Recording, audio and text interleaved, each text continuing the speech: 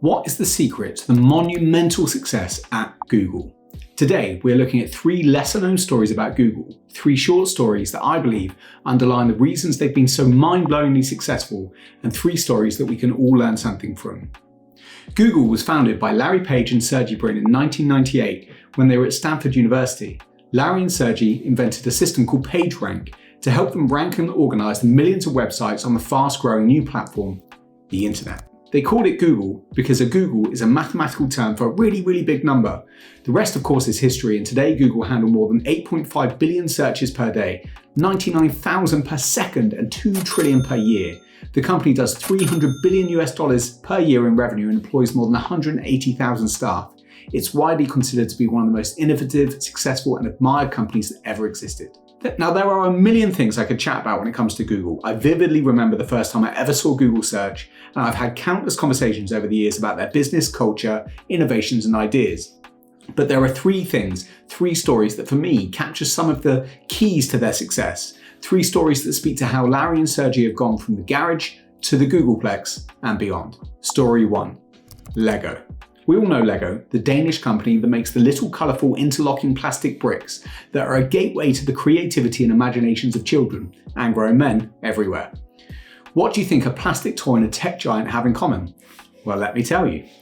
Google's system for ranking websites requires them to crawl/look at every single website and web page on the internet, then store data about that web page and use it in their algorithm to decide when to list it in a search result. In addition to storing a massive amount of data, Google also needs to use that information in a ridiculously fast time. If you search for something like men's hats, then you get 4.8 billion results, including websites, products, images, videos, and adverts, all in under half a second. Add to that maps, tags, and personalization, and you can see that Google will use its data incredibly quick, too quick to even understand.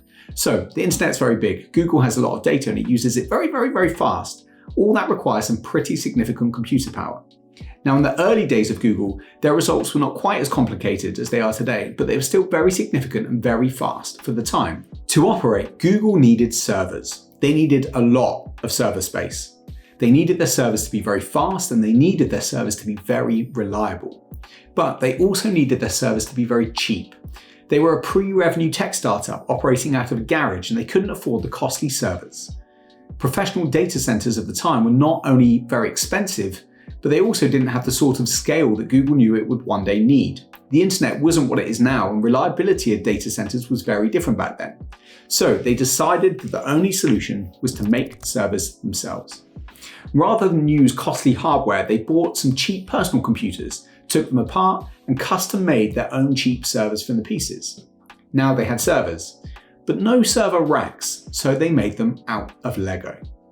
The first Google servers were literally held up by Lego blocks. As Google grew, they had money, a lot of money, so they could have gone and paid for servers from third parties and not have the hassle of doing it themselves. But remember, these guys had their hands pretty full trying to organize the world's information. Larry and Sergey believed that in the long run, they had no choice but to build their own infrastructure. So Google set about its mission to create the best data centers in the world. Today, Google data centers are amazing machines of data security, remarkable efficiency, and total customization to the Google requirements. Almost everything is custom to the search giant, from the OS to the custom designed hardware, all optimized for performance, cost, reliability, and scale.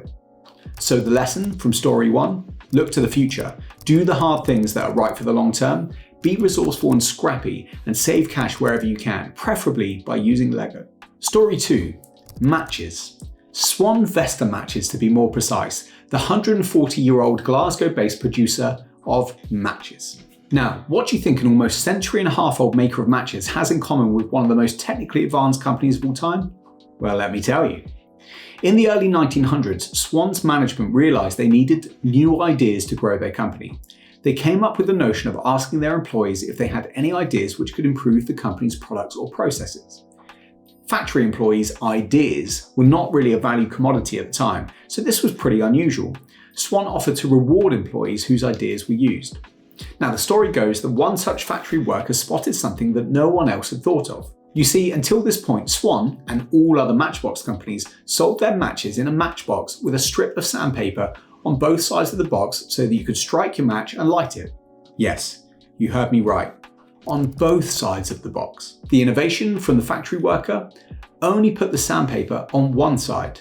In doing so, they could save time, money, simplify processes, and so they did, saving a fortune in the millions.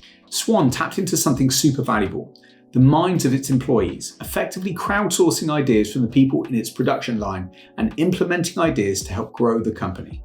Now, back to the Googleplex, who of course don't make matches, but they do something that Swan would be very proud of. Google call it 20% time. 20% time is a program at Google allowing engineers to spend up to 20% of their working week on a project of their own choosing. Larry Page is quoted as saying the engineers can spend 20% working on what they think will most benefit Google. Now, we all have to take a moment to recognize that Google's team is made up of some of the smartest people on the planet.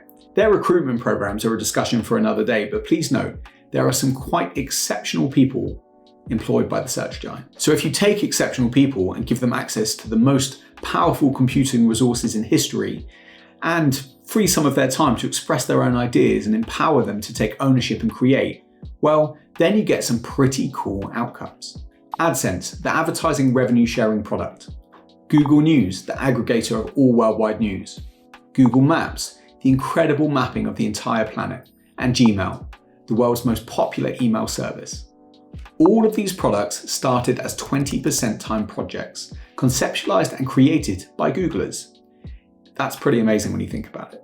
Now, not only did amazing ideas and products come from 20% time, but you have to imagine that the existence of this program helped Google attract talent and gave individuals a heightened feeling of ownership across all of their work, not just their 20% projects. Lots of companies talk about changing the world. Google made it a policy. The takeaway? Simple. Like Swan matches, Google understood that the minds of its employees are its most creative and innovative resources. They created a framework and a set of rules that allowed ideas to spawn and grow. We should all listen to our people more. Story 3. Schools. Have you ever seen a school of fish moving together? It's quite mesmerizing. Hundreds or even thousands of fish moving in unison as if they're under remote control. The school turns, expands, contracts, and even parts and comes back together without missing a beat. Google has 180,000 members of staff. In its 25-year history, Google's acquired more than 250 other companies. They've also started hundreds of different products. Now, anyone who has ever managed a team of even 10 people knows it can be somewhat of a challenge to make sure all members of your team are swimming in the same direction and working together. Now, imagine trying to do that for 180,000 people. What's their secret? How do they do it? Well, the secret is something that we're pretty passionate about here on this channel: targets. In Google's case, it's not just targets, but a particular framework called OKRs, which stands for Objectives and Key Results. OKRs were implemented at Google when the company was about 1 year old, and they still use them today. John Doerr, an early investor at Google, who gave a presentation to the team in which he described OKRs, a management methodology that helps to ensure that the company focuses efforts on the same important issue throughout the organization. Now, objectives outline what you want to achieve. They're inspirational and action-orientated, whereas key results tell you how you will get to the objective. They monitor your progress towards it. They're specific, measurable, and data-driven. Together, OKRs create a roadmap towards your goal, one that your entire company can see and follow. It means everyone in your company knows how their work will contribute to the overall mission.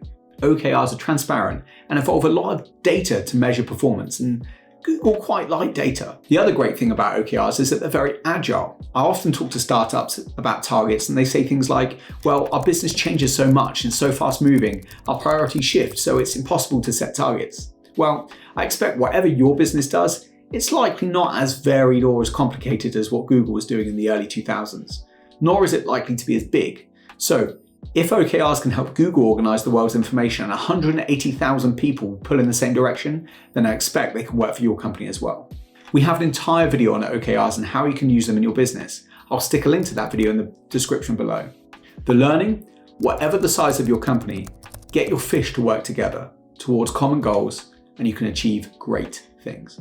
So there you have it, 3 things about Google that for me are critical to their success. Resourcefulness to build their own service out of Lego, wise enough to let their smart people upgrade the Matchbox, and organized enough to get their 180,000 people swimming in the same direction.